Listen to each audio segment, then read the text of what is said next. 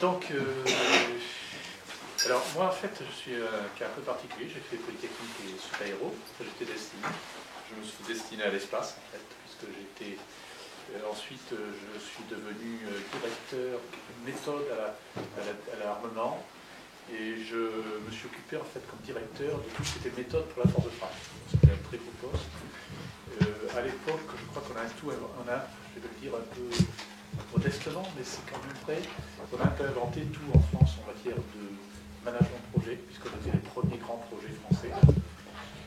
On a tout inventé un peu en matière de qualité. Normiso, c'est un peu nous qui avons fait les débuts, les prémices. La qualité logicielle aussi, puisque on découvrait tout. Il faut dire que c'est une époque bénie, où tout était à découvrir, et on a inventé beaucoup de choses, parce qu'on ne savait pas, il fallait tout inventer en matière de grands programmes de ce type-là. Alors, j'étais aussi directeur, enfin chef de projet de ces grands programmes, notamment dans le domaine spatial. Je me suis formé aux États-Unis à l'époque, puisqu'il n'y avait rien en France. J'y ai trouvé une approche très pragmatique, c'est-à-dire que l'idée, ce n'était pas d'être conforme à des choses, de se mettre des barrières, des procédures, tout ça.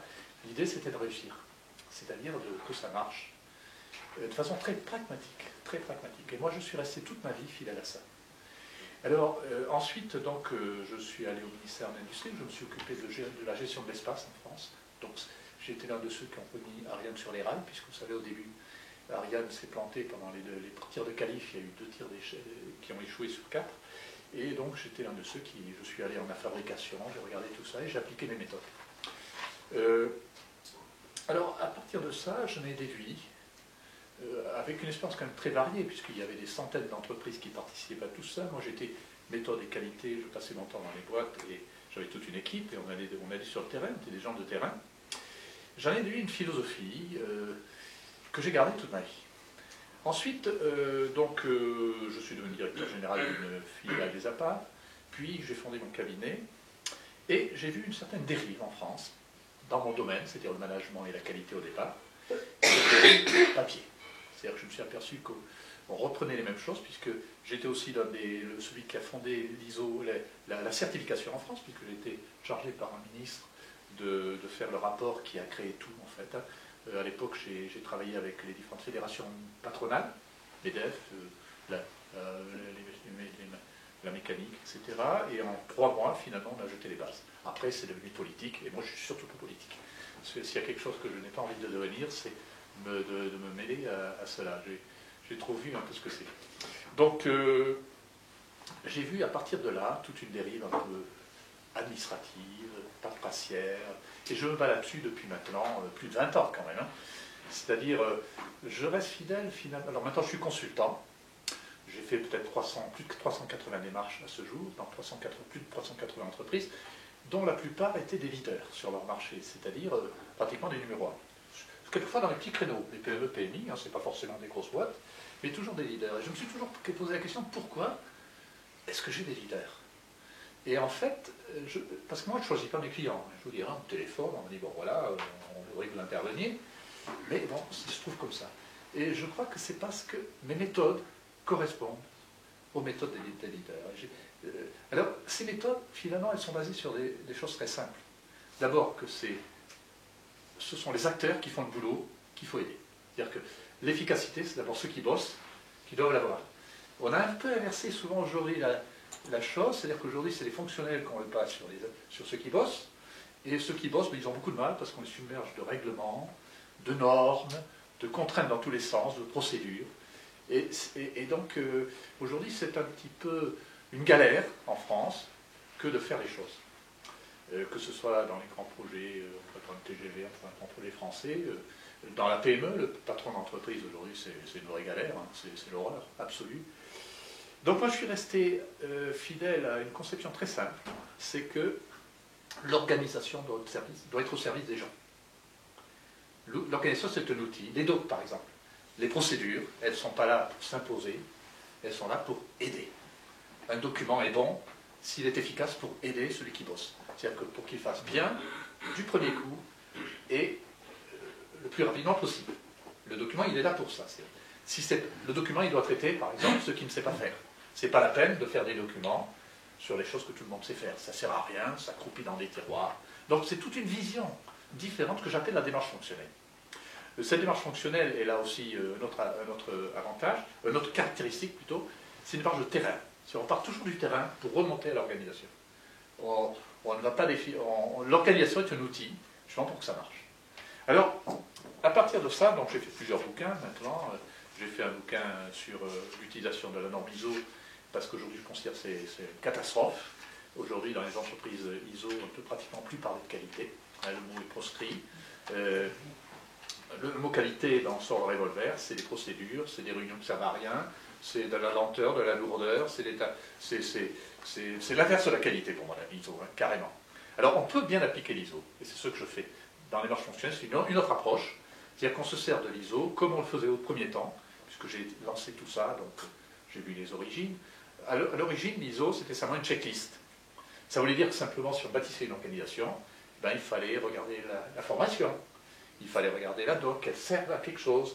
Donc c'était une sorte de checklist où chaque article de la norme n'était pas une obligation, on ne parlait pas de conformité du tout, c'est ça l'opposition, on ne parlait pas de conformité, mais on parlait, c'était une checklist. Et l'auditeur, son but n'était pas de vérifier qu'on est conforme, puisque ce n'est peut-être pas l'esprit, mais son but c'était de vérifier qu'on faisait du bon boulot, qu'on était équipé pour faire du bon boulot. C'est-à-dire qu'il y avait les moyens, qu'il y avait les compétences, qu'on savait travailler, et puis on peut très bien égrener l'ISO dans ce sens-là, comme une checklist, et qu'on adapte à chaque cas, c'est-à-dire en fonction du besoin réel. Alors, ça a beaucoup changé, puisqu'après l'AFNOR s'est mêlé de cette affaire, elle a parlé de conformité, en gros, c'est la France qui a foutu la merde là-dedans, parce que ça marchait très bien avant qu'on s'en mêle, et la France a commencé à parler de conformité, de formalisme, de papier, avec la fameuse maxime, comment c'était déjà? C'était écrire ce qu'on va faire ce qu'on a écrit, et écrire ce qu'on a fait. Voilà, écrire ce qu'on a fait. Et ça, c'est l'horreur absolue en matière d'efficacité. Vous passez votre temps à écrire, vous ne faites plus, vous écrivez. Vous faites pendant 10 minutes et vous écrivez pendant 3 heures. Bon. Alors, donc ça, c'est ma démarche, hein, j'ai écrit des bouquins là-dessus, j'ai fait aussi le que sais-je sur la qualité, qui reprend un peu cette idée-là pour la qualité. Maintenant, je pense qu'aujourd'hui, le problème est plus profond en France. La qualité, c'est un détail presque dans un tableau beaucoup plus sombre, qui m'alarme beaucoup. Lorsqu'on regarde les statistiques, alors je vais dire un petit peu des choses que... Ça, c'est le bouquin que j'ai fait. Hein, donc j'ai fait un bouquin qui s'appelle aujourd'hui « Réhumaniser l'entreprise », que vous pourrez, j'en ai apporté quelques-uns, je vais vous distribuer de la petite fiche technique, et puis un petit papier, alors je ne sais pas, je vous le passe, et puis bon, on peut donner ça aussi si vous voulez, ou le donnez pas comme vous l'entendez, qui résume la petite présentation que je vais vous faire. Parce que je pense qu'aujourd'hui, au-delà de l'ISO, qui est effectivement au passage, l'ISO 9000 est une norme complètement déshumanisée, c'est-à-dire que son état d'esprit, c'est que ça doit se faire quel que soit l'homme. On est très très loin de la... Or, pour moi, c'est à l'opposé également. C'est-à-dire qu'une entreprise, elle marche face à ses hommes. Les hommes ne sont pas interchangeables. Quelqu'un qui est compétent, qui veut bien bosser, qui est dynamique, qui a le charisme, qui sait y faire, vous ne le remplacez pas parce qu'il y a une procédure, alors qu'il part en retraite ou qu'il s'absente, vous allez en prendre une autre, ça n'a rien à voir, je veux dire. C'est un leurre complet que de penser que les procédures suffisent pour qu'on travaille bien. C'est une débilité, j'ose dire. Hein. Bon. Donc, je crois que le problème est beaucoup plus profond que ça. C'est le but de mon nouveau livre. C'est qu'aujourd'hui, nos entreprises sont déshumanisées. Alors, si on prend les chiffres, c'est intéressant parce que je me base sur... Vous verrez dans le livre, je commence par des diagnostics objectifs. C'est-à-dire, qu'est-ce qui se passe réellement? On s'aperçoit que, par exemple, 50% des jeunes voient leur travail comme un pinceau. J'ai des enfants aussi, les enfants aujourd'hui, je suis désolé parce qu'ils vont au travail pour gagner leur pognon, pour la vie. Ils ont leur RTT, hein, ils pensent à la RTT, il faut qu'ils terminent à 6 h le soir, pas faire une demi-heure de plus, même s'ils n'ont pas terminé. Aujourd'hui, et puis c'est des mercenaires. C'est-à-dire qu'ils se disent, si on me donne un peu plus de fric ailleurs, je quitterai, je chercherai ailleurs. Bon, j'avoue que moi, ça me défrise un peu les moustaches. Hein, ça m'étonne, mais ça ne change rien. C'est-à-dire que, pour moi, c'est pas ma façon de vivre. Et je crois que... Alors, on constate aussi qu'aujourd'hui, le stress au travail devient la première maladie professionnelle. On constate que 10% des cadres ont des idées suicidaires. Alors tout ça, c'est des rapports officiels, dont vous lirez les détails dans le bouquin si vous intéresse. Je ne sais pas. On constate que 40% des cadres, 66%, 2 tiers des cadres ont des troubles du sommeil. Bon. Et puis on voit aujourd'hui que, on voit aujourd'hui que, d'une façon générale, les Français n'aiment plus les entreprises. L'entreprise a une très mauvaise réputation, c'est un lieu d'exploitation, un lieu de souffrance. Et c'est dramatique. Maintenant, si on en regarde les résultats, c'est intéressant. Les résultats, enfin, j'anticipe un petit peu. On s'aperçoit que notre commerce extérieur est très dégradé. J'ai quand même, dans le rapport du Figaro Économie, qui est quand même pas censé être un journal d'opposition, jusqu'à nouvel ordre, hein, eh bien, qu'est-ce qu'il nous dit? Il a exploité un rapport récemment de CO Rexecode. Il nous dit que la France, en 10 ans, a perdu 3,5 points du marché international. C'est le plus fort recul des parts de marché à l'export de la zone euro. C'est-à-dire qu'on est le plus mauvais dans la zone euro aujourd'hui en matière d'export. Tandis que l'Allemagne, les Pays-Bas aujourd'hui, malgré la crise, culminent et sont aujourd'hui excédentaires largement. D'ailleurs, on le voit, hein, en ce moment, ils ont augmenté les salaires. On s'aperçoit aussi, c'est très intéressant aussi, on s'aperçoit qu'au niveau du déficit commercial, on dépasse en pourcentage du PIB, on est pire que l'Espagne, l'Italie et même le Portugal. C'est-à-dire qu'aujourd'hui, alors, si on regarde maintenant l'état de l'industrie dans notre beau pays, on est aujourd'hui le pays, la zone euro, dont la part de la valeur ajoutée de l'industrie manufacturière dans le PIB est la plus faible. C'est-à-dire qu'on est en dessous même du Portugal, de l'Espagne et de tous les pays européens. On est les derniers. En gros, c'est 9,3% en 2010, tandis que, on va prendre l'extrême, hein, le Portugal est à 11,8%, et bien sûr l'Allemagne est à 18,7%, donc plus de 2 fois. Donc alors, on peut se poser la question, d'où ça vient tout ça? Si on regarde à l'étranger, je me balade pas mal, et je me pose toujours la question, qu'est-ce que vous pensez des produits français? Aujourd'hui, notre réputation, c'est quoi? C'est d'être toujours en grève, de ne pas être sérieux dans les affaires, c'est-à-dire que le commercial doit arriver le lundi, ben, il n'est pas là, il arrive avec du retard. Lorsqu'on veut une pièce détachée, elles ne sont pas. Alors, je ne voudrais pas être... je ne fais pas ça pour vous casser le moral. C'est vrai qu'il y a des choses qui marchent. Il y a Airbus, il y a le luxe, etc. Mais il faut quand même regarder les choses en face. On n'exporte plus. Les Français n'aiment plus leur entreprise. C'est ce constat qui m'a mené à me poser des questions. Pourquoi? Alors je ne vais pas reprendre le livre parce qu'il y en aurait pour un certain temps, mais en faisant un peu en raccourci. Alors, il y a bien sûr des causes structurelles. Par exemple, le coût du travail. Bon, évidemment, on ne peut pas se battre contre la Chine. Ceci dit, je connais des entreprises aujourd'hui, par exemple la Flavie. Alors j'ai un site qui est le premier en France en matière de management, donc vous pouvez le consulter. Je vous donnerai des cartes visites si vous voulez tout à l'heure. Je donne là des succès des entreprises qui marchent bien. La Flavie, par exemple, c'est une fonderie aluminium et cuivre aluminium, et toutes ses concurrentes ont disparu, sauf elle, et elle tient tête aux Chinois, aux Indiens, qui sont 10 fois moins chers. Pourquoi? Parce qu'elle assure une qualité irréprochable. Ils n'ont pas connu un retard en 10 ans. Les personnels sont associés à tout. C'est des petites équipes qui sont avec le client, ils sont réactifs, et on voit qu'on peut tenir tête. Et on se rend compte de plus en plus en France, où on est en train de rapatrier des productions, des entreprises, parce qu'on s'aperçoit que le mec qui est à 12 000 km de chez soi, c'est pas forcément commode si on a un problème, si on a un problème de qualité, si on a un problème de délai, c'est pas tellement commode pour réagir. Donc on a aussi des armes. Par contre, ces armes, ça veut dire que face à des concurrents qui sont 100 fois moins chers, quelle est l'arme qu'il nous faut travailler? Quelle est notre arme de base? C'est évident, ça y est. Oui, c'est normal. Ils sont toujours comme ça. C'est eux qui posent la question. Non, moi je pose la question. Non, je crois que personnellement, c'est moi ma démarche chez mes clients aussi, parce que c'est comme ça qu'ils raisonnent aussi, c'est l'excellence. L'autre jour, je parlais de ça avec les qualiticiens grandins, ils sont mes ennemis jurés en général. Hein. Les qualiticiens, c'est pas mon truc. Dans toutes les boîtes, je tombe sur des êtres bornés, limités, qui ne comprennent rien au travail opérationnel. Aujourd'hui, ce qu'attend le client, c'est l'excellence. Qu'est-ce que ça veut dire l'excellence? Ce n'est pas un résultat, c'est un état d'esprit. C'est-à-dire, c'est tout faire bien, le professionnalisme. C'est pas se permettre des retards. C'est une image aussi. Donc, l'une des causes de nos...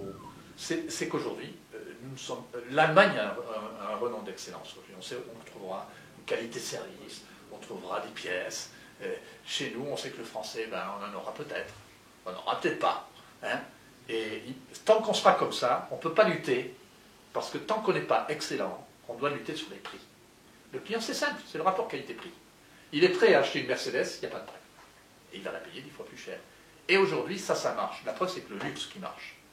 Tout ce qui arrive à atteindre l'excellence, c'est une rentabilité énorme, parce qu'on fait du fric d'abord, parce qu'il y a de la marge. On vend parce qu'il y a des acheteurs. Et les acheteurs, plus ils ont de moyens, plus ils sont exigeants. C'est-à-dire, ces gens-là ne veulent pas acheter cher un truc qui marche à moitié. Donc, aujourd'hui, ce qui marche sur le marché, c'est l'excellence. Et ça peut se démontrer très facilement. Je ne vais pas entrer dans le détail aujourd'hui. Aujourd'hui, on ne sait plus le faire en France. Et c'est plus dans notre mentalité. Justement, je participe à beaucoup de revues qualité. Lorsque je dis ça, on me traite de fou chez les qualiticiens. Récemment, je parlais avec des types qui ont été extrêmement nocifs en France. C'est quand on a instauré la certification des hôpitaux, tout ça. C'est une catastrophe, tout ça. Eh bien, j'ai dit l'excellence. Il dit, mais vous êtes fous, l'excellence, c'est pas un concept, ça n'existe pas. Il faut parler de taux de défaut, etc. Non, il nous faut parler d'excellence. C'est une valeur morale, avant tout. C'est-à-dire que nous devons viser l'excellence. Et c'est pareil en logiciel. On fera pareil. Tout à l'heure, le parallélisme entre ce que je raconte maintenant qui est valable pour l'industrie avec ce qui s'adresse en logiciel, vous verrez que c'est pas loin. Et c'est peut-être même le logiciel qui est l'archétype de tout cela. Alors, dans la première cause, je crois, c'est notre... On ne sait plus, on n'est plus excellent. On a su l'être à une époque. À une époque, le produit français, c'était l'excellence. C'était le haut de gamme. Le haut de gamme, aussi, pour un qualiticien, c'est nul. Mais non, c'est ça qu'ils ont. C'est ça qu'ils ont et qui rapportent. Ensuite, le deuxième point important, c'est qu'on a perdu de vue le facteur humain. C'est-à-dire qu'aujourd'hui, c'est une galère de travailler dans nos entreprises. Alors peut-être pas dans la petite boîte, parce que la petite boîte, elle est encore agréable, il y a toujours un patron qui connaît ses ouvriers, c'est humain, c'est une équipe, ça marche bien. Mais dès qu'on attaque le niveau au-delà, alors là, ça devient la galère, on le voit, alors là, on tombe dans la pathologie qu'on a définie, qu'on a examinée tout à l'heure, on va jusqu'au suicide. On va jusqu'au suicide. Et aujourd'hui, la plupart des salariés vont au travail reculant. Et une entreprise qui n'est pas soutenue par ses personnels, surtout dans les conditions actuelles où il faut s'adapter sans cesse, parce qu'il y a sans cesse de nouvelles technologies, il y a sans cesse de nouveaux concurrents, les frontières sont ouvertes, on est toujours en déséquilibre. Vous êtes bien d'accord là-dessus, hein, on est toujours en train de ne pas savoir ce qui passera dans 6 mois, dans 1 an. Si on n'est pas soutenu par les personnels, on crée. Et ce qui est intéressant dans les exemples que vous voyez sur le site, que j'appelle les succès de la qualité, parce que la qualité pour moi c'est un ensemble vaste, hein, c'est que tout marche bien.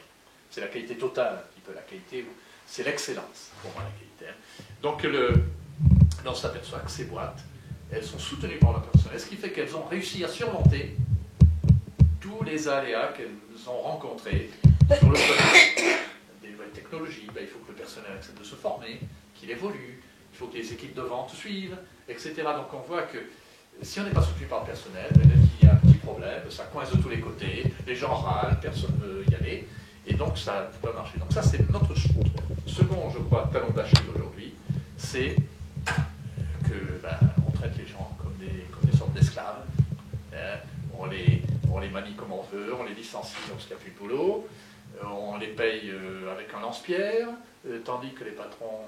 alors c'est un langage presque de Mélenchon ça, hein, mais pourtant c'est pas du tout mon style. Mais malheureusement il y a des vérités. On s'aperçoit aujourd'hui... donc à partir de là, j'ai essayé de reconstruire. Alors reconstruire, c'est le but du bouquin. C'est-à-dire, alors je vais essayer très rapidement, parce que je ne vais pas passer là, je ne vais pas vous embêter trop longtemps. J'avais une demi-heure à peu près, hein, on va essayer de tenir. Ça va pour l'instant? Oui, pas de problème.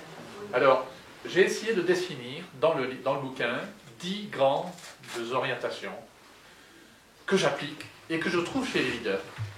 C'est-à-dire, c'est pas moi qui dis ça, hein. C'est les bonnes pratiques que j'ai pu recueillir chez les très nombreux leaders que j'ai pu aider. Et je me suis aperçu que lorsque ce n'est pas appliqué, ben, on n'est pas leader, tout simplement. Et après, on reviendra là-dessus pour faire le parallélisme peut-être avec l'informatique, qui est très proche. Première règle, construire l'entreprise dans la durée. Alors ça, on ne sait plus faire. On a les fonds de pension, les hedge funds, tout ça qui se sont emparés de nos boîtes, et il faut faire de la rentabilité à tout le monde. Bon, il est évident que ça, c'est la première condition. On ne peut pas aujourd'hui faire une bonne entreprise si on doit faire du cash tous les 3 mois, et on ne peut pas construire, on ne peut pas investir. Bon, ça, c'est un non-sens industriel. Alors, vous allez dire, Doucet, il rêve. Je suis d'accord. Mais il faut un peu de rêve aussi. Parce que ce qui est clair, c'est que tant qu'on fait ça, et je pense que si le gouvernement était un tout petit peu compétent en matière industrielle, et on souffre en France de n'avoir que des énarques, je ne veux pas faire de politique, mais enfin, on a à la tête de l'État des gens qui ne connaissent rien aux entreprises. Je veux dire, c'est un non-sens aujourd'hui de ne pas soutenir Qu'est-ce qui fait la force de l'Allemagne? C'est les petites entreprises, les entreprises moyennes familiales. Parce que le mec, il a ses fonds dans l'entreprise, il construit dans la durée, il ne veut pas que ça disparaisse dans 2 ans. Si vous mettez à la place la direction d'un fonctionnaire qui vient pour gagner ses stocks options, ou sa retraite chapeau, ou ses primes, bah, après moi le déluge. Hein. Il va faire la rentabilité pendant 3 ans, et puis il laisse des décombres derrière. Donc là, je crois que c'est une première condition. Donc dans le bouquin, j'ai essayé de le dire, je sais que c'est son espoir, pour l'instant, mais il faut bien qu'à un moment donné, on mette les pieds dans le plat. Deuxième condition, c'est rester à taille humaine. Alors on voit aujourd'hui se constituer d'énormes conglomérats internationaux. Alors je sais que l'Écosse sont... Là aussi, je rêve. Je sais que l'Écosse, quelles sont les causes? C'est d'abord que les investissements aujourd'hui sont extrêmement lourds. La réglementation, elle joue un rôle. Lorsque vous êtes submergé par la réglementation très lourde, qui demande des études, regardez dans le médical. Hein, vous développez un produit aujourd'hui, ça prend 10 ans, ben une PME ne peut pas le faire. Une PME ne peut pas absorber aujourd'hui la réglementation complètement délirante, surtout si elle est internationale, puisque dans chaque pays il y a la sienne, etc. Donc, bon, évidemment, il n'y a plus que de grands groupes qui arrivent à changer là-dessus. Alors, il faut quand même pas rêver, donc ça veut dire qu'il faut arriver à un moyen terme. Ce moyen terme, celui que je défends en tout cas, c'est des très grands groupes, ça il le faut, parce que il faut mutualiser les investissements, il y a beaucoup de choses qu'on peut mettre en commun, mais avec des centres de profit à taille humaine et relativement indépendants, c'est-à-dire qu'ils puissent faire un peu ce qu'ils veulent, qu'ils soient responsables de leurs résultats, mais qu'ils restent à taille humaine. À taille humaine, qu'est-ce que ça veut dire? Ça veut dire tout simplement que le patron il connaît ses salariés, qu'il y a un dialogue, qu'il est sur le terrain, qu'il sait ce qui se passe, par opposition au patron qui se trouve à 6000 km, qui décide des tas de trucs sans connaître personne, qui décide des tas de trucs sans connaître le terrain, qui ne connaissent pas les clients, qui ne connaissent pas qui gèrent ça à la pure rentabilité. Donc, et qui considèrent finalement que ils jouent aux échecs, quoi, hein, c'est-à-dire on supprime, on en remet, on fait comme des pions, quoi. Hein. Bon, mais je crois que... Alors, on le voit, par exemple, j'ai un exemple très frappant aujourd'hui, c'est les hôpitaux, par exemple. Alors, il y avait... Le gouvernement est parti actuellement dans l'idée qu'il regroupe tout, ça va lui faire moins de frais. Hein, donc, au lieu d'avoir des petits centres sur le terrain, qui ne sont pas trop loin des usagers, des patients, eh bien, on arrive à des énormes organismes de 4000 personnes et plus. Et je les connais bien parce que j'ai audité, on m'a consulté plusieurs fois au niveau le plus élevé, mais on ne m'a jamais suivi. Hein. Ça, c'est la particularité de la France, on consulte, on ne suit pas. Ça, c'est comme ça. Hein. Bon, eh bien, aujourd'hui, si on regarde les résultats, les petites cliniques sont dans l'ensemble bénéficiaires, et ces gros bazars sont tous déficitaires. Et plus ça va, plus ils sont déficitaires. Alors c'est intéressant, alors que leurs coûts sont 2 fois plus élevés qu'une clinique privée. Et j'ai audité, j'ai fait pas mal de boulot là-dedans. Vous verrez aussi sur le site, il y a des choses là-dessus. Donc ça montre bien. Et tous les audits qui ont été faits sur ces grands centres, ces grands hôpitaux, montrent que c'est le bordel. Vous me permettez le mot, c'est le bazar. C'est-à-dire que les infirmières sont submergées de travail, elles sont plus ou moins démotivées, les médecins font ce qu'ils veulent, les chirurgiens... bon, je vais passer là-dessus parce que c'est un désastre. Hein. C'est-à-dire qu'aujourd'hui, pour être opéré, il faut être milliardaire. Hein. C'est-à-dire, il y a le tarif de la sécurité sociale, mais celui-là, après, il faut payer les dessous de table. Hein. Bon, je veux dire qu'on en est à un stade où c'est un peu du n'importe quoi partout. Les gens vont à l'étranger. Et les gens vont à l'étranger. Donc, si vous voulez, on voit que ces gros organismes, et c'est pareil dans les grandes entreprises. Lorsque vous avez une grande entreprise aujourd'hui, c'est la fonction publique. Alors, je n'ai rien contre la fonction publique, mais prenons-la. La fonction publique, c'est un déni à l'efficacité et à toutes les règles de bonne gestion, dans la mesure où le système n'est pas du tout motivant pour les personnels. Or, comme moi, je base mon organisation sur la motivation du personnel, on va y revenir tout à l'heure, dans la fonction publique, pas de prime au mérite, pas d'avancement au mérite, rien qui incite. C'est un non-sens humain. C'est chiant aujourd'hui de travailler dans l'administration. Et c'est chiant de travailler dans une grande entreprise. Hein, vous êtes un bureaucrate, vous êtes un pion N dans 100 000 ou 200 000 personnes.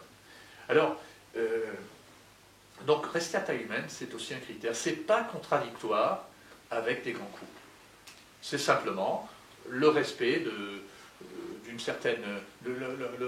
un moyen terme entre les coûts, puisque la taille permet quand même de réduire un certain nombre de coûts, et les aspects humains qui restent quand même déterminants dans la réussite de l'entreprise. En faisant souvent des centres à taille humaine. Et les grands leaders, c'est comme ça qu'ils travaillent. Ils ont des petites unités un peu partout. On leur fout la paix, il faut qu'ils réussissent, mais on surveille quand même ce qu'ils font, bien entendu. Mais ce n'est pas administratif, c'est pas lourd, on décide tout de suite. Et c'est ces entrepreneurs que j'aime. J'aime travailler là-dedans, ça va vite, bien. Et ils ont en même temps les moyens des grandes entreprises, ils ont également le support des études, des investissements, par exemple des aspects réglementaires aussi. Bon, ça c'est la deuxième pierre de l'édifice que je propose dans ce test de bouquin. La troisième pierre, c'est de placer le personnel au centre de l'organisation. Parce que c'est lui qui bosse. Et je parle du personnel, surtout opérationnel. Je dis ça opérationnel dans l'ordre. Il y a les opérationnels, ceux qui rapportent à l'entreprise, les directs. Et puis après, il y a les régulateurs, les indirects, ceux qui régulent, ceux qui... tout le monde, de toute façon, l'organisation est au service de tous ces gens-là pour qu'ils travaillent le mieux possible. Alors, la base de tout cela, c'est le poisson rouge. Vous êtes d'accord? C'est la base de tout le poisson rouge, monsieur. Alors, je vais vous poser une question. J'ai le droit, quand même. Oui, oui. J'ai le droit. Vous m'avez dit que je n'avais pas le droit. Donc, vous prenez un bocal. Vous savez, un bocal rond. Vous voyez bien? Puis là-dedans, il y a un poisson. Un gros poisson rouge. Puis alors, il se promène, vous voyez, en faisant des bulles, en faisant ce qu'il veut. Et alors, il va à droite, à gauche, en haut, en bas, il se balade, il tourne, il revivolte, etc. Comment faire, sans rien faire, pour savoir où il va aller dans la seconde qui suit? En haut, en bas, à gauche, à droite. Comment faire? Sans l'attirer, sans... C'est le fondement de tout, ça. Si vous n'avez pas compris, vous serez complètement dans les choux. Vous n'avez jamais eu un bocal? On a mangé. Et alors, comment vous faisiez pour deviner où il allait le poisson? Je lui donne à manger. Ah non, mais ça c'est pas dans mes règles. On n'avait pas forcément envie de deviner où il allait aller. On s'en préoccupe pas. On s'en préoccupait pas, oui. Ça c'est pas bien, Vous voyez, dans une entreprise, c'est pareil. Hein. Occuper des personnels. Alors, comment on fait? Eh bien, la réponse, elle est simple, il faut se mettre dans le bocal. C'est-à-dire, s'il faut voir le monde avec les yeux du poisson. Et ça, c'est le secret de beaucoup de choses. Même de votre famille, partout. C'est-à-dire que, pour que le personnel se sente bien au travail, il faut voir le travail avec les yeux du personnel. Et ça, c'est le fondement de la démarche fonctionnelle. C'est-à-dire qu'en fait, c'est le fondement de ma démarche. C'est-à-dire, lorsque je vois qu'il y a des dysfonctionnements dans l'entreprise. C'est ce que les gens gardent en eux-mêmes. Le non-dit, c'est ce qui ne se dit pas. C'est ce qui ne se dit pas, mais c'est ce qui se garde. Exactement. C'est ce qui va faire bouger derrière. Voilà, c'est ça exactement. C'est les rumeurs. Exactement. C'est les rumeurs, les choses qu'on ne vous dit pas en face. Puis vous apercevez que lorsque vous dites en tant que manager quelque chose, ce n'est pas interprété de la bonne façon, il pense à autre chose. À partir de là, vous ne managez plus, vous managez dans l'apparence. Le pire, c'est que s'il y a un événement, ça éclate. Exactement. On ne sait pas pourquoi. Et vous ne savez pas pourquoi. Or, le poisson rouge, c'est justement se poser de temps en temps la question, qu'est-ce qu'ils ont dans la tête, qu'est-ce qui se passe. Et alors pour le mettre en œuvre, souvent j'y reviendrai tout à l'heure, la meilleure façon de faire, c'est l'œil extérieur. Je pense que les entreprises, elles gagnent tout, et ça c'est une des règles aussi qu'on pourrait donner dès maintenant, c'est un suivi extérieur indépendant. Vous savez, lorsqu'Ariane s'est fait, il y avait des revues de projet à chaque étape, à chaque jalon. J'y participais souvent, puisque j'étais au domaine militaire, on faisait un peu le même boulot, et c'était très important, parce que le suivi extérieur, c'est ce qui fait rester l'entreprise dans les rails. C'est ce qui permet d'éviter les dérives. Vous savez, moi j'étais patron aussi quand même, j'étais directeur général, j'étais directeur de mon cabinet pendant pas mal de temps, et lorsqu'on est directeur, on est un petit peu lié. Il ne faut pas croire qu'un directeur soit libre, et lorsqu'on est dirigeant, lorsqu'on est patron d'un service, il ne faut pas croire qu'on décide de tout, et qu'on est libre, et qu'on fait... c'est pas du tout ça, en fait, on est paralysé par tout tas de trucs, de règlements, le patron au-dessus, les actionnaires. Moi j'ai constaté, en fait, c'est pour ça que j'ai créé mon cabinet, que plus je montais, plus j'étais prisonnier. Moi j'étais libre. J'étais vachement libre lorsque j'étais petit ingénieur, je faisais ce que je voulais, c'était cool. Mais en montant ensuite, en prenant des postes de direction générale, j'étais dans des sacs de nœuds, si vous me permettez, hein, un petit peu, et c'était Donc le patron souvent, même le meurtrier, comment il s'appelle l'autre loustique là, qui a tué des tas de gens là, récemment, Mera, je crois. Je suis persuadé que dans sa tête, il pensait bien faire, il défendait une cause. Non mais, autrement, il n'aurait pas fait. Donc l'ouvrier, dans l'entreprise, attendez, c'est extrême ce que je dis, mais vous savez, dans notre domaine où on veut que les choses marchent dans l'entreprise, on ne travaille pas dans la réalité, on travaille dans le ressenti. Ce qui est important, ce n'est pas ce qui est, c'est ce qui est ressenti par les gens.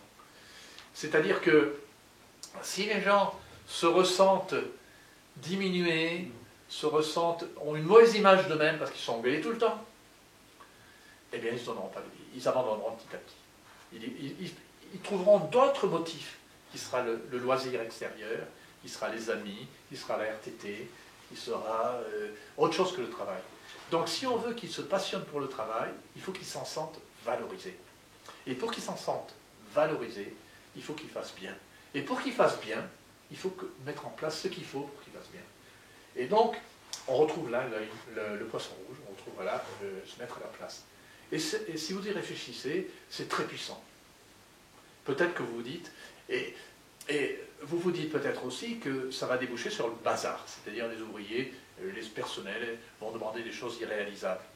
Je fais ça depuis maintenant plus de 5 ans, combien? J'ai 65. Vous voyez, j'ai commencé à 20 ans, ça fait 45 ans. Il y a des précautions à prendre. Ce qui est clair, c'est qu'on dit au personnel, on attend de vous des propositions réalistes et pragmatiques. Si vous proposez n'importe quoi, de toute façon, on ne le regardera pas. Donc c'est la règle du jeu. Par contre, on s'aperçoit qu'il y a des milliards de petites choses qu'on peut améliorer dans une entreprise. Pratiquement pour un coup nul, des petites choses, un formulaire qu'on peut améliorer, un escalier qui branle, qu'on va réparer, une température trop haute, les gens qui arrivent en retard en réunion, une réunion mal organisée. Je passe mon temps dans les entreprises à faire ça, c'est mon métier. Lorsque je fais une démarche dans une entreprise, c'est pas rare qu'on ait 200, 300 petites améliorations à faire. Et c'est avec ces petites, c'est le kaizen, un peu pour ceux qui connaissent, c'est les petits pas. C'est-à-dire qu'on ne révolutionne pas, mais par petites touches, on recrée les conditions pour qu'on se sente bien dans la boîte. Et le bonheur dans le travail rejoint l'efficacité et rejoint la réussite auprès des clients. Donc, viser l'excellence, c'est la quatrième pierre, et pour cela, on retrouve la motivation du personnel, c'est-à-dire que le bon manager suit la motivation des gars, et dès qu'il voit qu'elle flanche quelque part, hop, signal d'alarme. D'ailleurs, moi je conseille à tous les managers, de temps en temps, de faire une petite enquête de motivation, de faire ça une fois par an, par quelqu'un d'extérieur, c'est fondamental, pour justement cerner mieux le non-dit, cerner mieux ce qui ne va pas, et le corriger avant que ça devienne galère. Parce que ce qu'il faut bien voir, c'est que dans le domaine humain, si on ne corrige pas les choses rapidement, ça devient irrémédiable. Dès que les gens ont des choses dans la tête, c'est foutu. Vous savez, les conflits, par exemple, qui sont un élément de base, tout ça. Conflit entre services, conflit entre personnes. Au départ, c'est objectif. Et au départ, vous avez votre collaborateur qui vous énerve parce qu'il a des tics, parce qu'il range, et vous aimez, parce qu'il ne fait pas comme vous voudriez. Donc à ce stade-là, on peut corriger. C'est-à-dire qu'on rétablit les choses, on arrive. Par contre, si vous attendez trop, ça devient comment dire, instinctif. C'est un peu comme avec son mari ou sa femme. Hein. Au début, on se marie, c'est des petits défauts, et puis au bout de 30 ans ou de 20 ans, ça commence à devenir un peu dur. Hein. C'est-à-dire qu'on n'y arrive plus, quoi. Ça sort par les... Et c'est là qu'on quitte. Donc, dans le domaine humain, il faut se méfier, il faut prendre des problèmes rapidement et avant qu'ils s'aggravent. À partir de là, on peut les corriger, mais si vous attendez, on ne peut plus rien faire. Sauf se séparer des gens. Hein. Donc, l'excellence, ça suppose orientation du management vers la compétence, l'innovation également, parce qu'aujourd'hui, sur le marché, il faut innover sans cesse pour garder la distance. Et innover, ça veut dire que le personnel est avec nous, parce que lorsqu'on change de technologie, lorsqu'on change, si le personnel n'est pas partant, s'il ne met pas à plein, ben, ça ne marche pas. Ça veut dire que le personnel, il est toujours à l'écoute du client, qui va suivre les évolutions des clients, les demandes des clients. Donc ça suppose une mobilisation du personnel sur le marché. Et ça, on ne l'a pas si on manage mal. Donc, alors, ça c'est je dirais les pierres. On va passer ensuite à deux autres pierres, qui sont les deux dernières. C'est l'amélioration continue. C'est-à-dire que toute organisation peut être améliorée. Alors ça, c'est un état d'esprit que je constate uniquement chez les leaders. Je suis en train de travailler avec une entreprise, actuellement, sur Lyon, où j'ai beaucoup d'informatique, et c'est une galère noire. D'ailleurs, j'ai envoyé une lettre en disant que je m'arrêtais de travailler. D'abord, ça a commencé par me dire, chez nous, il n'y a pas de problème. Le mot problème est inconnu, il ne faut pas l'utiliser. Bon, déjà, ça veut dire qu'on n'améliore pas, en gros. Hein. Bon, or, dans une bonne entreprise, au contraire, on considère le problème comme une base de travail. Et là, on retrouve le Kaizen, on retrouve un petit peu l'ISO dans certains domaines, mais l'idée n'étant pas la formalisation, mais le fond. Dans l'ISO, par exemple, on va vous faire chier parce qu'il faut faire une fiche d'anomalie, une fiche de problème, après on fait des réunions là-dessus, ça dure 3 mois, pendant 3 mois on fait des papiers et on améliorerait. Non, la démarche entreprise, c'est il y a un problème, on le résout tout de suite, le plus efficacement possible. Et les bonnes entreprises, ben, elles entretiennent dans leur organisation un flux d'amélioration permanent. Prenez le cas de la Flavie, qui est une entreprise qui a été un peu parmi celles qui m'ont montré la voie, d'une certaine façon, parce que c'est un devancier. Vous verrez sur le site, son patron, je n'ai plus son nom, mais c'était un type extraordinaire dans ce domaine. Eh bien, il y avait un challenge. Il fallait que chacun pouvait faire des suggestions. Il y avait un tableau d'honneur tous les 3 mois, donc les meilleurs. Et puis en fin d'année, il y avait une voiture offerte à la meilleure suggestion. Ce faisant, il gagnait beaucoup d'argent. Parce que derrière tous ces défauts, et avant de monter, on parlait d'usine cachée, on parlait de l'usine cachée, et bien ça coûte très cher. C'est énorme ce que ça coûte. Or, les ouvriers regorgent, les ouvriers, les employés, vous-même, dans votre entreprise, vous regorgez de petites suggestions d'amélioration. Et c'est une richesse formidable que les Japonais ont basé leur expansion là-dessus. C'est la mobilisation du personnel. En plus, psychologiquement, c'est très porteur, parce qu'un personnel qui réfléchit et qui propose des choses pour que l'entreprise marche mieux, c'est qu'il adhère au projet d'entreprise, c'est qu'il soutient votre entreprise. Donc psychologiquement, c'est ça la réussite. Pour moi, la maturité d'une organisation, c'est pas comme on le voit dans le CNMI par exemple, parce qu'il y a des papiers, parce qu'il est formalisé, ça c'est la foutaise, si vous me permettez. La maturité d'une organisation, c'est lorsqu'elle est améliorante. C'est-à-dire lorsqu'elle s'améliore d'elle-même, qu'on reconnaît le défaut, et que peu à peu, on améliore tout. Alors, la dernière pierre, on en a déjà parlé, c'est le suivi de l'extérieur. C'est-à-dire que tout ça, je pense que ça ne marche bien que de l'extérieur. Je le vois chez mes clients. Tant que je suis là, ça marche. Je ne veux pas dire que c'est moi. Mais, malgré tout, les gens ont peur de mettre à plat leurs problèmes devant quelqu'un d'extérieur. C'est-à-dire, tant que c'est dans l'obscurité, qu'on se débrouille entre nous, toutes les turpitudes sont possibles. Dès qu'il y a quelqu'un qui arrive et qui va poser des questions, et qui va, parce que c'est évident de l'extérieur, hein, si vous savez tous, vous êtes plus ou moins consultants, vous savez très bien que de l'extérieur, on voit tout de suite les problèmes d'une organisation. Eh bien, rien que le fait de les montrer du doigt, quelquefois ça les répare. Hein. Donc je crois que c'est une des bases, et je pense qu'aujourd'hui, une des catastrophes de l'industrie française, c'est qu'elle ne fait pas recours aux consultants assez, en matière d'organisation, je veux dire. C'est-à-dire que donc qu'est-ce qui se passe? Le travail en interne, tout se passe en interne, les dysfonctionnements prospèrent tranquillement, les prises de pouvoir, les injustices, tout ce qui ne va pas très bien, ben, ça reste. Donc c'était ma dernière pierre. Alors maintenant je vais m'arrêter parce que j'ai dû dépasser ma demi-heure. Hein, bon. Mais dernier point, je voudrais faire un parallèle avec l'informatique. Donc pour moi, c'est très proche. On a vu tout à l'heure le souci d'excellence. Je pense qu'en informatique, c'est très proche. Parce que, qu'est-ce que ça veut dire le souci d'excellence? Ça veut dire que le client, en réalité, il ne voit que le défaut. Dans un produit, il ne voit pas tout le travail qui a été fait pour le faire, il voit ce qui va pas. Hein, vous pouvez passer des années à développer une machine à commande numérique, et puis il y a un petit bug quelque part, et c'est ça qui fera votre image. C'est-à-dire qu'au niveau commercial, seule l'excellence paie. Et puis en plus, il y a les aspects réglementaires, au moins de problèmes, vous pouvez avoir des dommages et intérêts à payer. En matière de logiciel, c'est pas loin. Si Microsoft, l'image de Microsoft aujourd'hui, elle n'est pas très bonne, mais ils ont une chance d'être en monopole. S'ils n'étaient pas en monopole, il n'y aurait plus grand monde qui achèterait les produits Microsoft. Hein. Donc, et encore, ils font beaucoup d'efforts. Il y a pas tellement, il y a des bugs, je dirais, pour les développeurs. Puisque moi, pendant longtemps, j'ai fait de l'informatique, j'ai fait de très gros logiciels, j'avais une équipe. Mais on a dû abandonner parce qu'on passait son temps à déverminer les logiciels de Microsoft. Et on passait la plus claire de notre temps à trouver les bugs dans les DLL ou dans tous les petits trucs de Microsoft. Et lorsqu'il y avait quelque chose qui ne marchait pas, c'était pas notre fête. Il fallait vraiment toute une équipe qui ne fasse que ça. Et j'avais pas les moyens.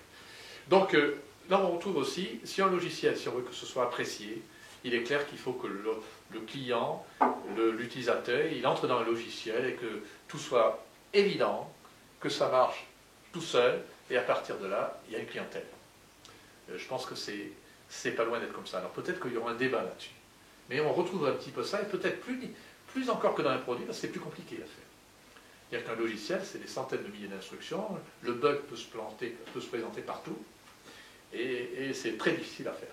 Deuxièmement, justement, on a parlé du sérieux, de la méthode, de la rigueur, et c'est peut-être dans le logiciel que c'est le plus important. Lorsqu'on développe, eh bien, évidemment, il faut un dictionnaire de données, il faut des règles de programmation, des règles de validation surtout. Il faut que tout ça soit très rigoureux. Dès qu'on va déroger, on est à peu près sûr que le bug va s'installer. Ensuite, là aussi, je pense qu'il faut une démarche d'amélioration continue, très importante, ne serait que ce que je vous disais à l'instant, c'est par le génie logiciel, qui va sans arrêt améliorer les méthodes, améliorer les outils, les rendre de plus en plus performants. Les logiciels à faire sont de plus en plus complexes, de plus en plus critiques. Et enfin, peut-être que je crois que dans le domaine logiciel, ce n'est pas idiot qu'il y ait un suivi externe. C'est-à-dire quelqu'un, comme pour Ariane, qui participe aux jalons. Alors les jalons, les validations. J'ai pas mal travaillé chez des clients qui faisaient du logiciel. Hein. Qu'est-ce que j'ai constaté sans arrêt? C'est des validations insuffisantes, parce qu'on va aller vite. On n'a pas mis les moyens. Donc on a des bancs de tests qui ne sont pas représentatifs. On ne peut pas perdre de temps, donc c'est le client qui dévermine, c'est le client qui teste. Et ça marche pas au niveau qualité. Très rapidement, on a une image de gougnafier, et d'où mon petit article que j'ai fait dans le temps, qui s'appelait « Je hais les informaticiens », qui partait du cœur. Hein. Mais je vous remercie de m'avoir... Je pensais que jamais plus je vous reverrai, mais finalement, ça m'a ravi de revenir, et c'est une preuve d'ouverture de votre côté. Alors, voilà, là j'ai terminé ce petit bouquin. En fait, je vais le faire suivre par deux autres bouquins. Un qui va approfondir le management motivant, c'est-à-dire comment motiver des troupes aujourd'hui. C'est très compliqué parce qu'on a une réglementation extrêmement... enfin, c'est plus possible, quoi. Hein, avec le code du travail, les contraintes. Aujourd'hui, pour motiver les gens, ça devient une galère. Donc j'ai cru qu'il était utile peut-être de réfléchir à ça. Et puis un autre sur l'entreprise améliorante. C'est-à-dire ces entreprises qui s'améliorent sans cesse. Et là, j'avais parlé parce que j'avais fait un premier bouquin qui avait 2000 pages. Et puis lorsque je l'ai soumis à l'éditeur, il m'a dit non, il faut que ça tienne en 130 pages. Donc j'ai dû réduire. Et puis je l'ai fait en 3 tomes en gros. Hein. Maintenant, il ne veut pas qu'on parle de tomes. Donc voilà ce que je présente. Alors aujourd'hui, je vous ai résumé ce bouquin. Si ça vous intéresse, j'en ai quelques-uns. À prix doucet, c'est-à-dire qu'il est moins cher que ce que vous trouverez sur Internet ou chez l'éditeur. il vaut que 24 €, ailleurs il est entre 25 et 26. TTC. Voilà, donc je peux vous en vendre aujourd'hui un peu, vous m'envoyez, vous me contactez après. Voilà, alors maintenant je ne sais pas, je vous passe la parole. Alors, des réactions, des questions. Moi, j'ai quand même... vous avez parlé de l'informatique.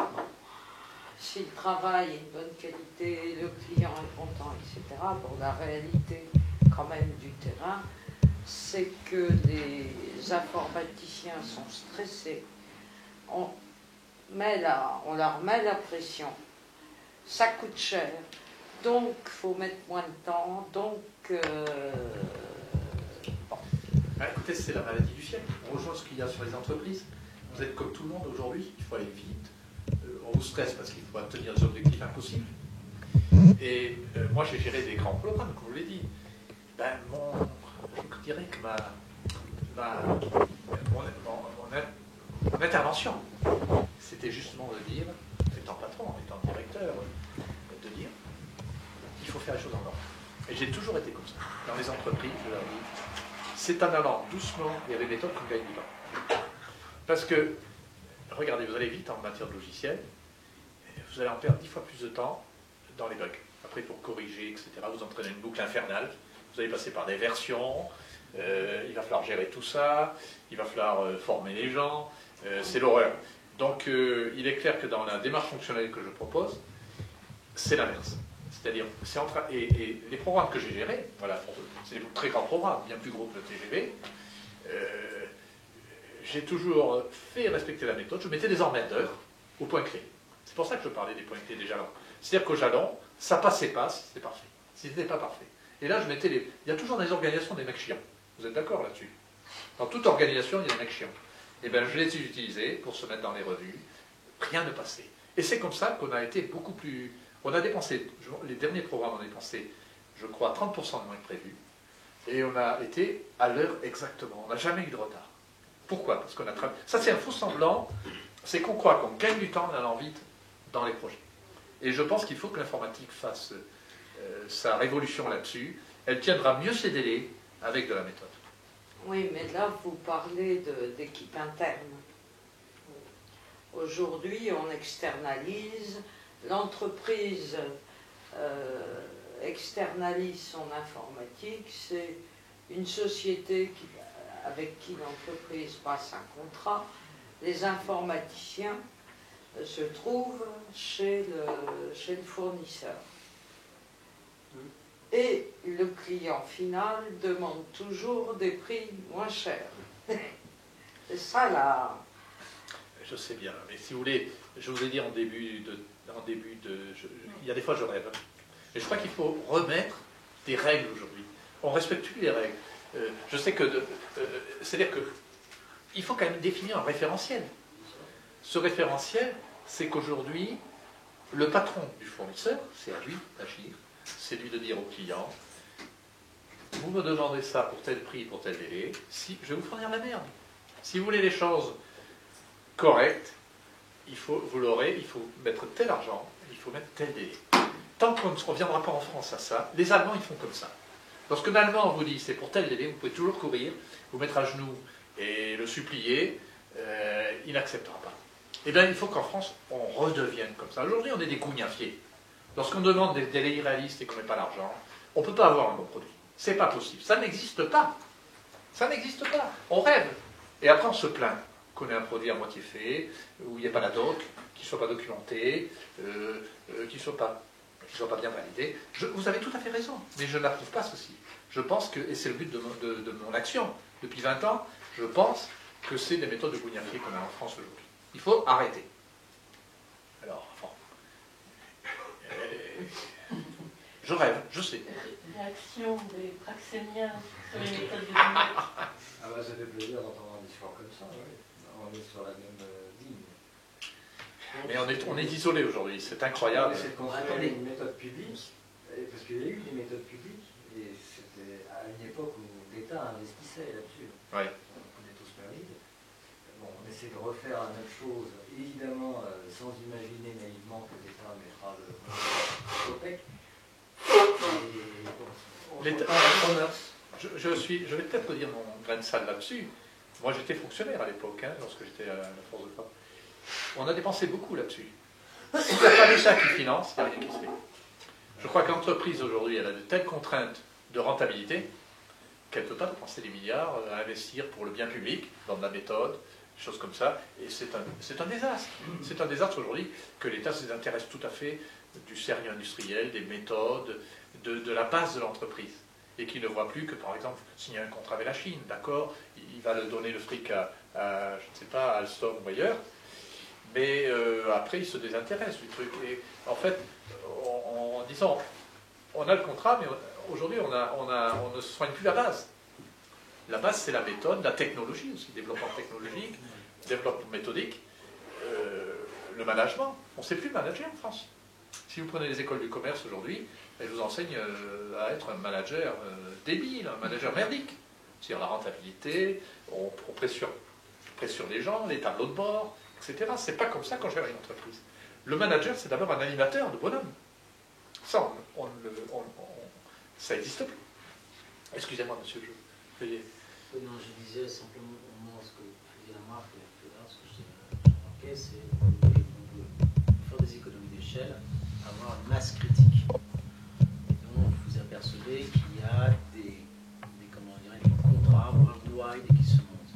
Quand vous voyez exactement ces méga contrats qui arrivent et quand vous commencez à voir 2, 3, 4 ans après ce qu'il advient, c'est terrible parce qu'il y a véritablement plus rien qui se fait, les gens ne sont absolument pas honnêtes. On n'a jamais défini véritablement de façon précise ce qu'il y avait à faire. Il y a plein de points qui manquent. Plus personne ne sait comment réagir. Donc ça entraîne un désintérêt. Et c'est catastrophique parce qu'on ne sait plus de comment réagir après vis-à-vis des clients qu'on va avoir. Hein, on a des méga contrats avec des fournisseurs. On se retrouve avec 3-4 niveaux de fournisseurs. On ne sait plus exactement le sous-contractant de niveau -2 ce qu'il fait. Il nous lâche, que se passe-t-il? Personne n'en sait rien. Et ça, je suis persuadé, moi, qu'on viendra, on fera marche arrière. Parce que là, on a pris des décisions uniquement sur des critères financiers, qui sont des critères sur le papier. Et effectivement, si vous voulez, mathématiquement, a priori, ça marche, etc. Mais c'est tellement énorme que lorsqu'on arrive sur le terrain, ben, en fait, il n'y a plus rien qui se fait. Et ça, on le vit hein, actuellement. Mais c'est terrible. Lorsque je m'occupais de programme, et je le fais actuellement parce que j'ai des ampères du projet, j'ai bien fait une station de traitement d'eau. D'abord, un cahier des charges. Et là, on met le paquet. Il faut on sache qu'on doit se faire. Et ce cahier des charges, quelquefois on a mis 6 mois à le faire, 1 an.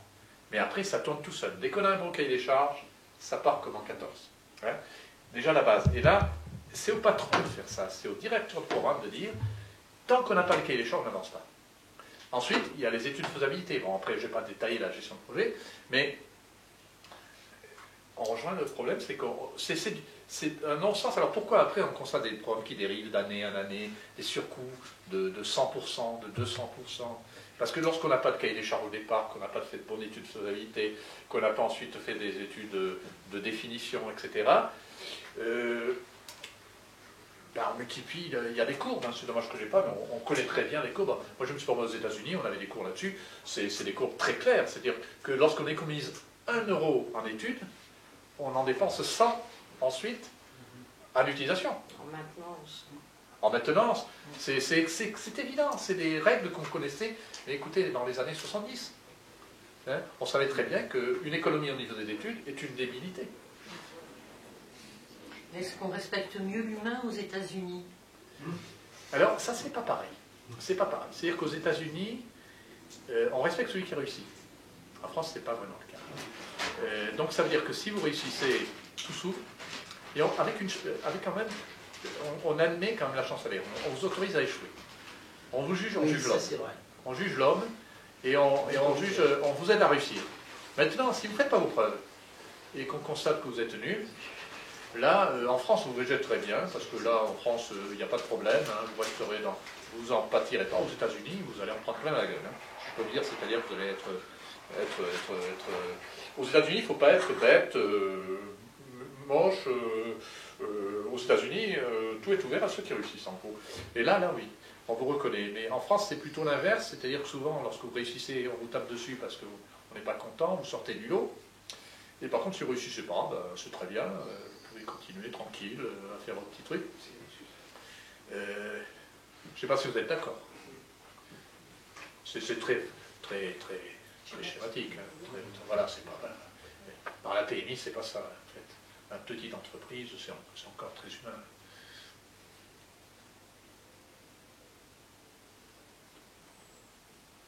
Est-ce que les entreprises chinoises s'inspirent de ces recommandations? Moi, je sais C'est un enrichissement. Je suis... Je ne pense pas que l'humain soit au cœur de leurs préoccupations. Vous savez, Quand on voit la façon dont ils travaillent, alors je ne sais pas, il faut toujours se méfier des reportages. Hein, mais quand on voit les reportages qui sont faits sur les usines chinoises, on n'a pas l'impression que ces concepts soient mis en application. C'est plus l'esclavage. Attendez, tant que vous battez sur les prix, Oui, non, vous n'avez pas besoin d'excellence. Oui. Tant que vous battez sur les prix, vous pouvez faire la même.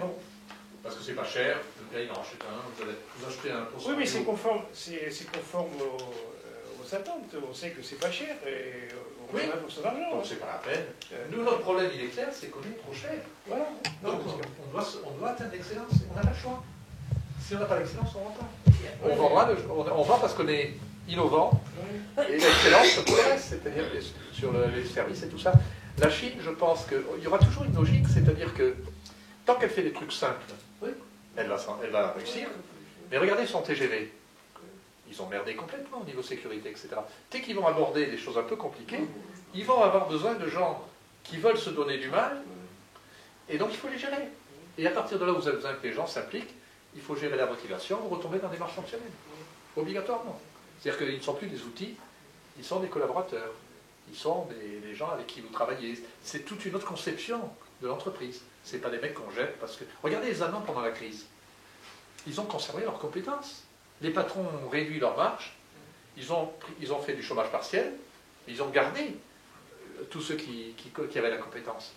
Les Français, ils ont viré, ils ont délocalisé. Aux États-Unis aussi. Mais bien sûr. Mais les États-Unis, c'est très intéressant le problème des États-Unis. Aux États-Unis, une compagnie qui fabrique des avions, enfin je ne sais plus, Boeing, qui avait rappelé des retraités. Parce que eux connaissaient les plans, les trucs, ce qu'étaient les petits deltas par rapport aux documents officiels. Ils avaient rappelé les retraités ou les gens qui avaient été licenciés parce qu'ils ne s'en sortaient pas au niveau de leur délai. Et les Américains, ils sont extraordinaires. C'est-à-dire qu'ils sont capables de tout. C'est-à-dire qu'ils passent par des périodes où ils sont... Je me rappelle, moi, une époque où Manhattan était japonais.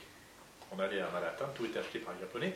Les Japonais, à l'époque, ils exploitaient à fond leur personnel. Ça, ils les ont pressurés comme c'est pas possible, jusqu'à un point où tout a explosé. Hein. C'est ça qui s'est passé. Mais les Américains, eux, ils étaient à l'époque... Ils sont passés par la même phase ISO que nous, parce que l'ISO, pour moi, c'est très pernicieux. C'est un état d'esprit qui dit que c'est le papier qui compte. C'est-à-dire où on a des procédures, des papiers partout, et c'est plus l'homme qui compte. Et que l'homme est interchangeable. C'est un pion là-dedans qu'on peut jeter, qu'on peut en mettre un autre, etc. L'ISO est très pernicieuse dans son état d'esprit, pour moi. C'est pas l'ISO en elle-même, c'est pas le fait qu'on demande la formation, ça c'est très bien, mais c'est l'état d'esprit. Et les Américains, je me rappelle, à une époque, étaient comme ça. D'ailleurs, l'ISO sont venus chez eux. C'est une méthode américaine, l'ISO. Hein. Bon, l'ISO 9000, je parle. Hein. Donc, eh bien, ils ont perdu tout à cette époque. Il n'y avait plus rien aux États-Unis, il n'y a plus d'industrie, il n'y avait plus rien. Mais ils ont été capables, et c'est Reagan d'ailleurs qui a mis ça, j'ai connu ça à l'époque. Maintenant, je suis un peu lâché, hein. Je commence à vieillir un peu. Mais ils ont été capables, en quelques années, en un an, de redresser la barre, de redire, bon, on arrête. Maintenant, ce qui compte, c'est que les mecs se mettent au boulot, réellement, que c'est pas qu'ils appliquent des procédures, et ils sont redevenus. En quelques années, bon, le Japon s'est planté, et les Américains sont revenus à la surface. Alors maintenant, on a le Chinois qui pointe le bout de leur nez, là, qui vont devenir les maîtres du monde, hein, les Chinois, c'est clair. Après, c'est à nous. Si on continue à ne pas vouloir faire de l'excellence et à ne pas vouloir mobiliser nos personnels, ils vont nous bouffer tout cru. Bah, déjà, ils font tout Ils vont ce qui nous est bouffer tout études, cru. la recherche. On ne peut pas tenir la route. Mais bien sûr. Bien sûr. Regardez le taux de désindustrialisation de la France, dont je vous ai parlé tout à l'heure, on est quand même pire que le Portugal aujourd'hui. Ça veut dire qu'il y a moins de recherche aussi, parce que la seule recherche qui marche, en gros, c'est la recherche d'entreprise. Après, il y a la recherche fondamentale qui est importante, mais enfin, ce qui est important pour amener des sous-sous dans la poche, c'est l'innovation dans les entreprises. S'il n'y a pas d'entreprise, il n'y a pas d'innovation. On a quand même loupé en France tout l'Internet. Maintenant, on s'y remet, il y a quand même des bonnes boîtes, mais il faut les soutenir. Tout les biotechnologies. Il n'y a que dalle.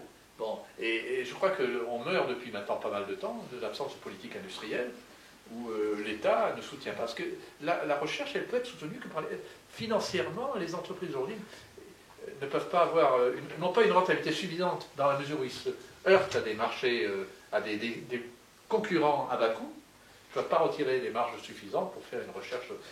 Nous, dans les grands programmes militaires, les grands programmes de force frappe, on a tout inventé. Le disque optique numérique, c'est moi qui l'ai inventé. On l'a créé pour les satellites, pour les magnétoscopes très performants. C'est-à-dire que la recherche militaire, en mettant énormément d'argent, ça coûtait, on dépensait des sommes colossales, hein, mais ça a développé toutes les technologies. L'industrie de recherche sur la fiabilité logicielle à l'époque, vous voyez, ça fait 30 ans, avec des courbes, en voyant un petit peu comment ça se passait, en définissant les méthodes de validation, en travaillant là-dessus. Bon, ça c'est pas tout seul, tout ça. Il faut investir beaucoup dans les méthodes. Oui, non, mais ça, je sais. Bon, ça c'est pas comme ça.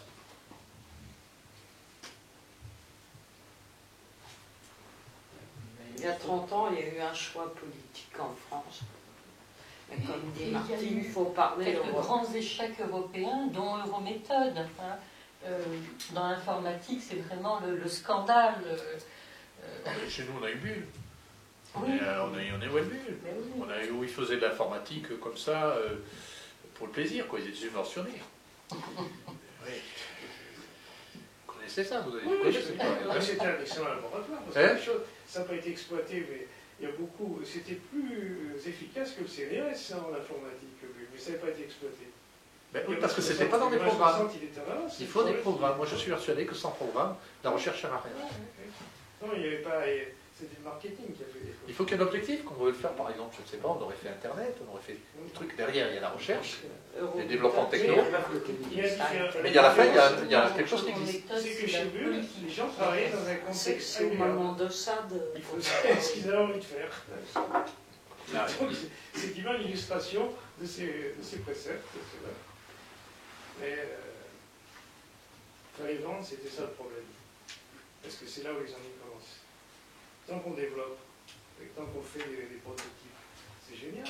Mais après, il faut les vendre, il faut les maintenir, il faut faire si on est en tout. Et là, c'est la preuve en neuf. C'est un autre métier. Là que les Athéniens s'atteignent. Voilà. Ouais. Il y a quelque chose, Laurent.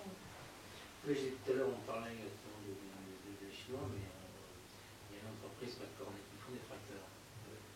Et donc, ces tracteurs, cette entreprise, jusque dans les années 2007, entre 80 et 2007, elle était dirigée par des Américains qui arrivaient, ils avaient des modèles financiers, pour tous leurs premiers endroits, et on a vu cette entreprise qui a périclité. C'était, ils ont perdu pratiquement 80% de leur personnel.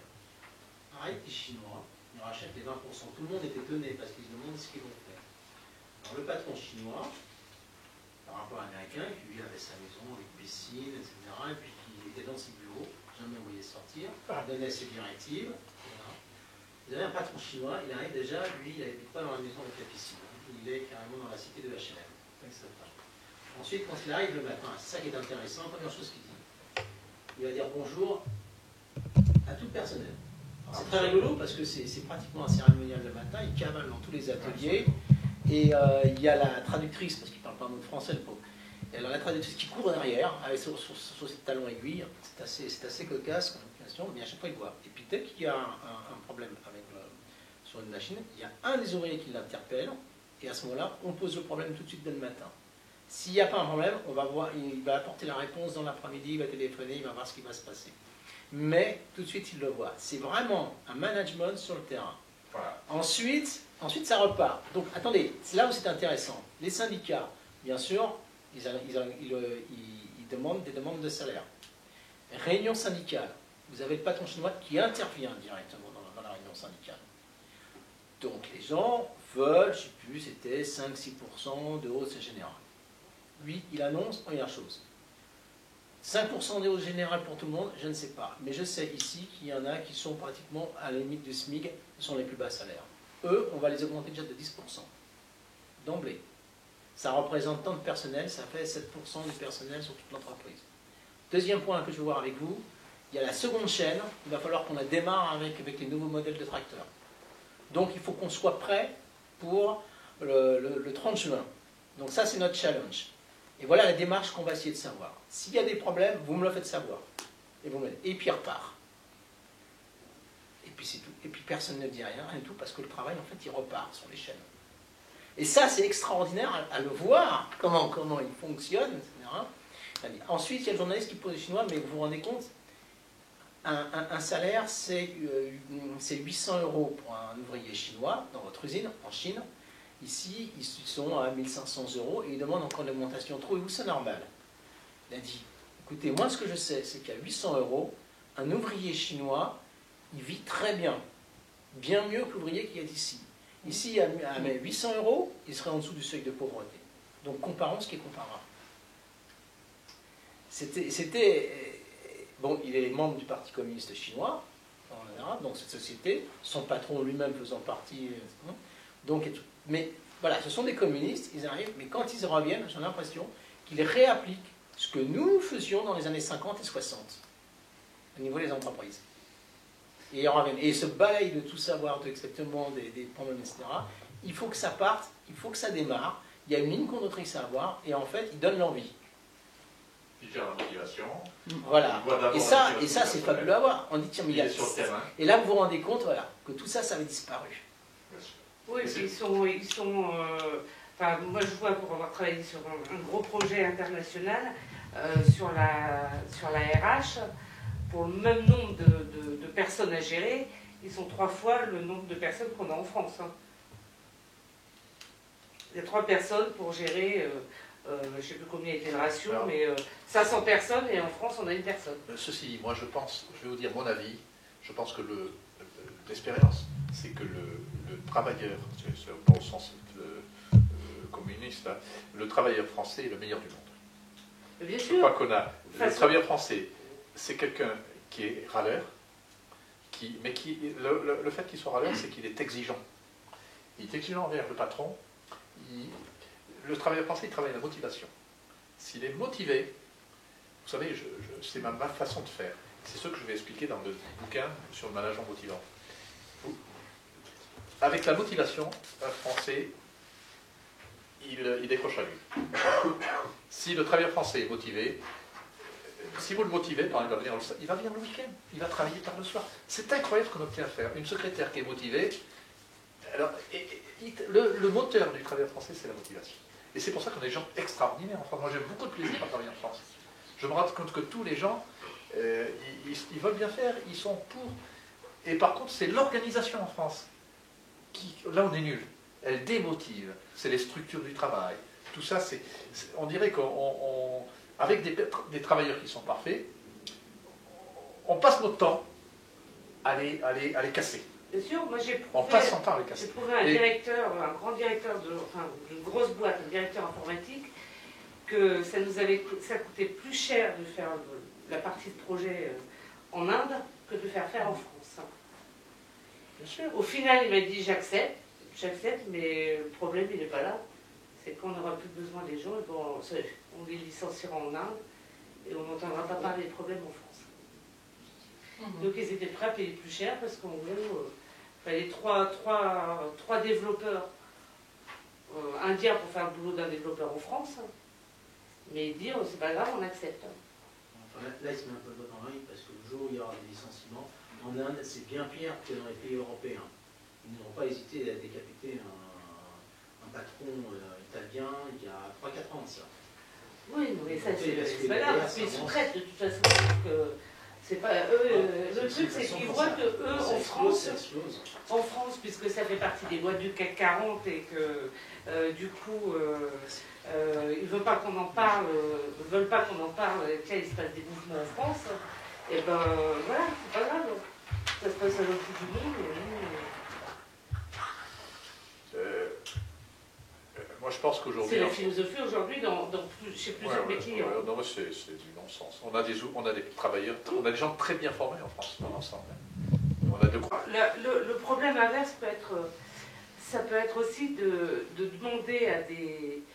Alors, moi, je suis SIRH, donc à demander des gens des ressources humaines de faire un cahier des charges. Alors moi j'en ai vu, parce que ça n'a rien à voir avec les ressources humaines, ça. Non, mais il faut un cahier des charges pour un logiciel ressources humaines. Voilà. Ah d'accord, ok. D'accord. Donc on demande aux opérationnels de faire un cahier des charges, et donc ils vont définir, c'est un peu la lettre au Père Noël. Et en fait, vous générez une frustration. Bien sûr. Vous générez une frustration parce que quand vous arrivez, vous en tant que consultante, pour les aider à mettre en place la solution qui a été choisie, et vous dites, ah mais dans la page 250, moi je voulais que ça fasse ça, Alors on nous a embêtés pendant 1 an et demi pour écrire un document qui fait 300 ou 400 pages, et puis maintenant on nous dit, ah ben non, ça vous ne l'aurez pas. Donc ça peut être pernicieux, c'est-à-dire qu'on ne parle pas tout à fait des mêmes projets. Ça peut être pernicieux, il faut faire super attention. C'est parce que la méthode est mauvaise. Lorsqu'on fait un cahier des charges, il faut que ce soit un document commun, technique et besoin. C'est-à-dire que lorsque je fais ma station d'eau, j'étais pas en droit de bâtir un arbre de Noël, je regardais chaque fois si c'était faisable. C'est-à-dire qu'il y a un dialogue, lorsqu'on fait cahier des charges, il y a toujours, c'est fait à 2 personnes. Par exemple, lorsque je regardais la spécification de l'eau, j'ai téléphoné à toutes les... j'ai fait une enquête sur toute la France pour savoir ce que demandaient les mairies, les stations d'épuration, etc. Je n'allais pas mettre, pour la pollution dans le DCO, c'est 15 mg sur ce que j'avais dans la tête. Non, un cahier des charges, c'est une confrontation entre le besoin et la faisabilité. Sinon, ça n'a pas de sens. C'est-à-dire qu'il faut que, là, dans cette boîte-là, je prévois, c'est ce que j'ai dans la tête, c'est pas encore, j'aurais pas dit, mais c'est qu'il y a un travail en commun, il faut mettre une équipe. Par exemple, nous, lorsqu'on travaille à la Défense, il faut qu'il y ait la maintenance, il faut qu'il y ait tous les gens impliqués par l'affaire qui apportent leur grain de sel, et avec l'idée aussi de regarder si c'est faisable. Oui, je suis d'accord. C'est pas simplement écrire CRR. J'interviens dans le cadre des progiciels, c'est-à-dire les gens qui vont acheter quelque chose du métier, quelque chose du marché qu'on va adapter. Donc, au départ, ils décrivent, et puis c'est ce cahier des charges qui est envoyé. Ça, c'est ce qu'on appelle une spec de besoin. C'est pas un cahier des charges. C'est une spec de besoin, c'est pas un cahier des charges. C'est la catastrophe. La spec de besoin, c'est le début qu'on fait tout à fait au début. Mais c'est juste indicatif au début.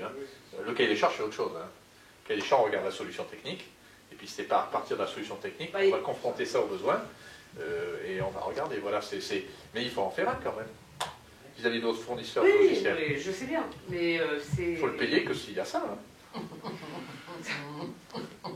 Trop tard, trop tard. Ouais. J'ai du mal là aussi, parce que j'ai aidé aussi une entreprise de bâtiment là-dessus. Pareil, ils veulent choisir un logiciel, mais ils ne prennent pas le temps, d'une part de faire leurs besoins, il faut l'écrire à un moment donné. Oui, bien sûr. Et puis après, c'est la synthèse des deux. Il faut regarder, et puis c'est là qu'on fait le cahier des charges. Puis avec plein de contraintes, voilà. Parce qu'il faut évidemment partir de ce que fait le logiciel. Les écrans, la base de données, les commandes qu'il offre, et puis il faut voir, il faut confronter les deux. C'est à partir de ça, excusez-moi, que l'on va répartir le cahier des charges. Oui, toujours cahier des charges. Ah non, mais on est dans les specs, mais bon, bref, c'est la terminologie, mais c'est vrai que c'est parfois difficile. Et puis nous, à la Défense, par contre, ce qui est intéressant, en matière de méthode que j'avais appliquée, c'est de faire des checklists pour qu'on pense à tout, qu'on bâtisse tout, comme le disait monsieur, qu'on prenne tout le cycle de vie, y compris la maintenance, l'évacuation à la fin, etc., pour penser à tout. Là, c'est utile. C'est un peu ce que vous disiez. Il y a un principe de réalité, il y a quelque chose de super avec le logiciel, c'est qu'on peut se tromper. Alors, dans le meilleur des cas, c'est la couleur du bouton qu'on change d'un sur l'autre. On peut se tromper un peu. Tant que ce n'est pas des gros problèmes d'architecture, effectivement.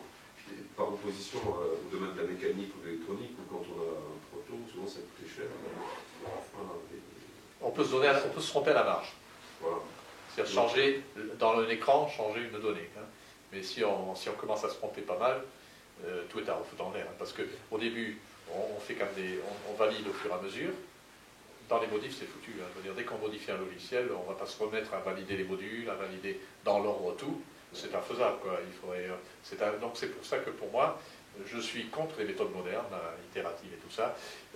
Je dis mon avis, je ne dis pas que j'ai raison, hein. C'est un dialogue, hein, mais je vous donne mon expérience. Je reste traditionnaliste, c'est-à-dire un cahier des charges rigoureux, et derrière on s'assoit dessus. Et les mecs, il faut qu'ils fassent ça. Et puis après, on ne travaille peut-être pas en train de modifs, de temps en temps, lorsqu'on voit parce qu'il y a toujours des trucs, hein, il y a toujours des modifs, mais une certaine rigueur pour que ça aille vite derrière, et c'est comme ça qu'on va vite et bien et qu'on ne dépense pas, qu'on a le coût minimum. Mais ça demande la phase d'analyse. Vous savez, moi j'ai enseigné la gestion de projet pendant longtemps à l'Insta. On peut très bien démontrer que lorsqu'on court, j'ai dommage qu'il n'y ait pas un tableau papier, si on prend les phases d'un programme, les plus importantes, c'est le début. Hein. C'est celle-là qui permet d'économiser.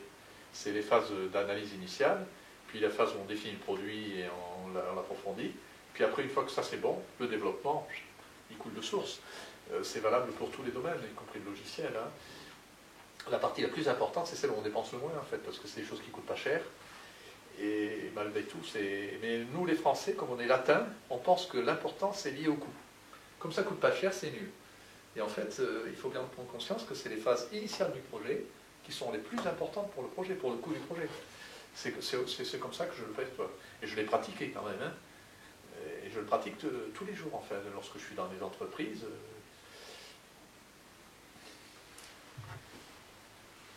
Bon, bah écoutez, si ça vous intéresse le bouquin, j'en ai quelques-uns, ou sinon je ne sais pas, je suis venu un peu, c'est ce que vous proposiez. Si